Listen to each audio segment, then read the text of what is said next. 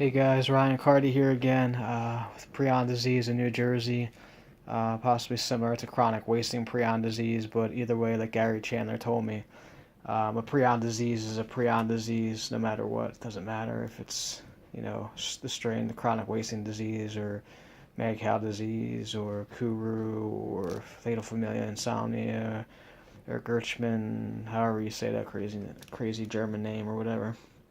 I just wanted to keep you guys updated. It's been a year now, and I haven't gotten any help. My health is fading and deteriorating very, very quickly now. I'm having a lot more issues with my short-term memory.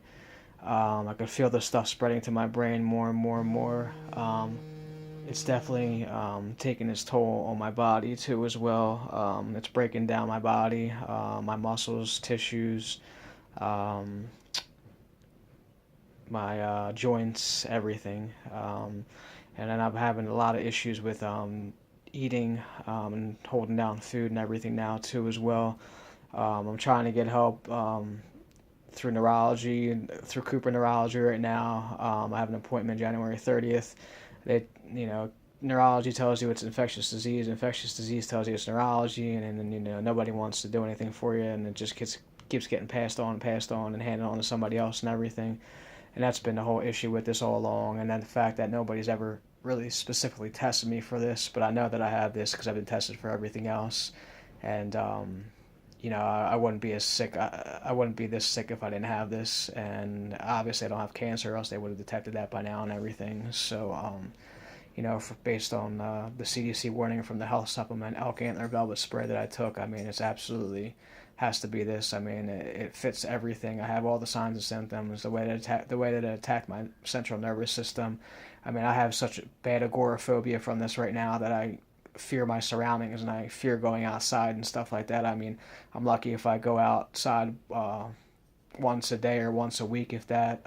With this disease and everything, it really makes you almost like a prisoner in your own body, and it's absolutely, absolutely one of the worst and one of the worst and horrible and evil diseases a human being could possibly have, and it just makes me so. I feel so horrible, and it weighs so heavy on my soul that I could have passed this to my both of my kids and stuff like that. And I mean, this what I have is extremely transmissible, and it is passed via bodily fluids very easily. I've been seeing people around me getting sick and stuff like that, so I know this for a fact.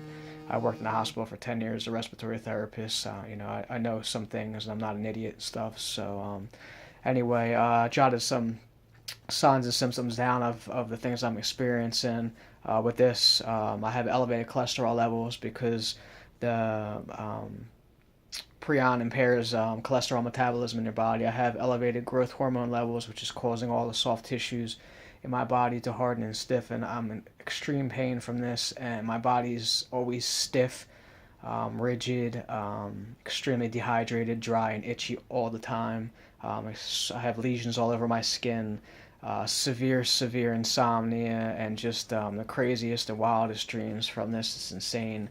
The anxiety that I have with this is off the charts. I came close to almost having a couple seizures already, which is just really, really scary. And it's not out of the ordinary for people that get these kind of diseases to start having seizures or have random seizures every now and then as the disease progresses to the brain and everything. Horrible depression, mood swings, body temperature regulations, either being really hot or being really cold. I have neuropathy in my feet, legs, arms, hands, and penis.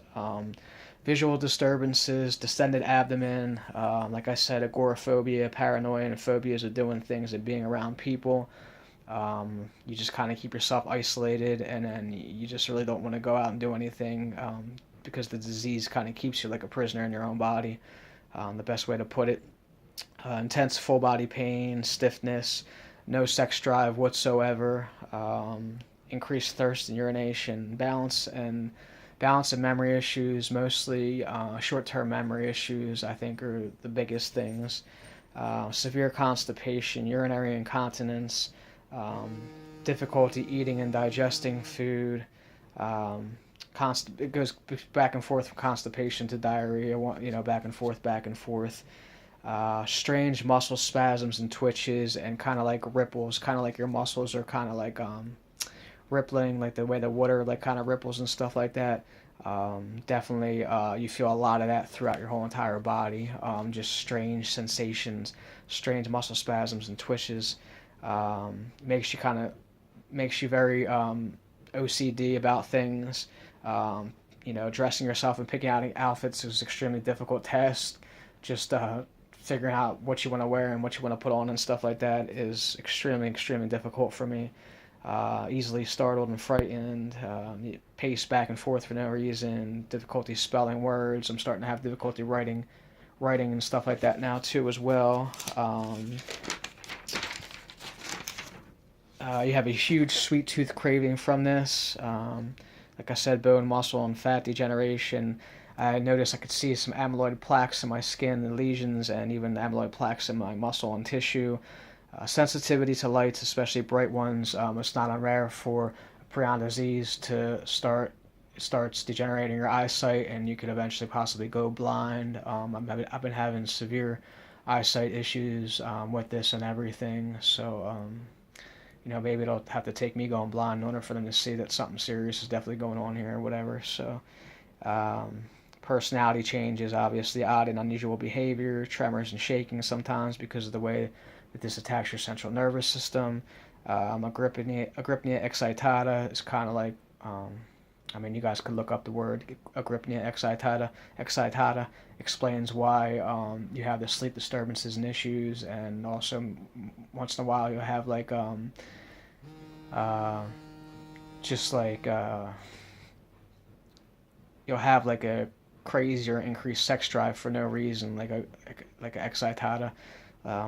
I don't know, it's hard to describe, but anyway. Also a lot of like varicose spider veins throughout the body.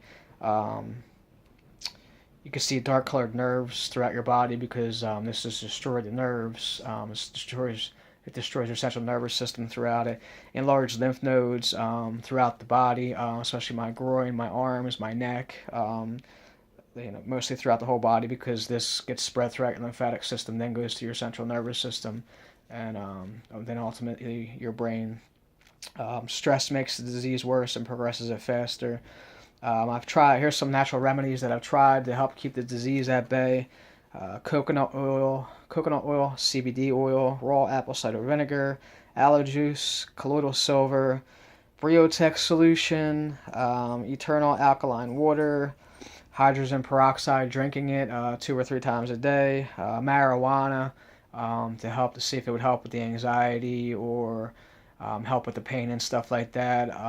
It was helping a little bit for a while, but it's starting to make me sometimes feel like I might have a seizure and stuff, and I know that stuff crosses the blood-brain barrier. Not a lot of things do cross the blood-brain barrier, so I know that absolutely does. It's just that sometimes it makes me feel worse, and it'll make me feel like even more tired, and it'll give me a lot more like mood swings and start crying for no reason and stuff like that and everything. This disease is it's just a horrible disease, and I'm just trying to find some kind of relief and some kind of natural maybe cure or remedy if I can, but who knows if that's possible or not. I take 3 medications: mirtazapine 45 milligrams for sleep, Ativan 0.5 milligrams, usually just once a day, but you could take it every 8 hours. Gabapentin 400 milligrams.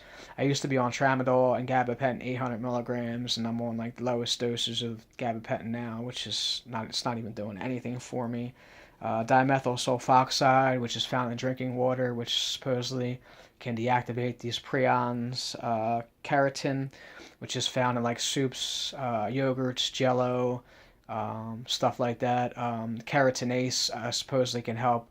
I think it believes it's an enzyme that could help break down the prion protein or the infectious protein and stuff.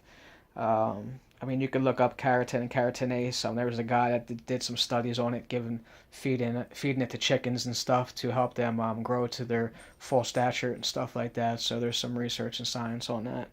I increase my salt take, increase potassium. I think potassium intake and the mirtazapine has really helped delay the progression of this to my brain a lot. Um, but like I said, it's starting to really